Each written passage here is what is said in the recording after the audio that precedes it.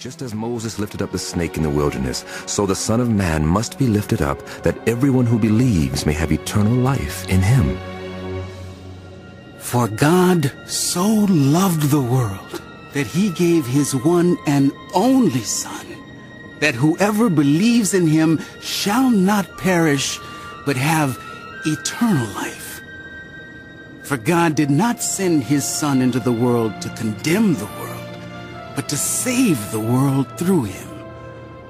Whoever believes in him is not condemned, but whoever does not believe stands condemned already, because they have not believed in the name of God's one and only Son.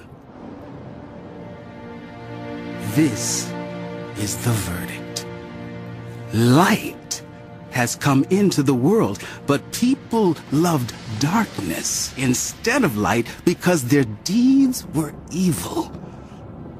All those who do evil hate the light and will not come into the light for fear that their deeds will be exposed. But those who live by the truth come into the light, so that it may be seen plainly that what they have done has been done in the sight of God.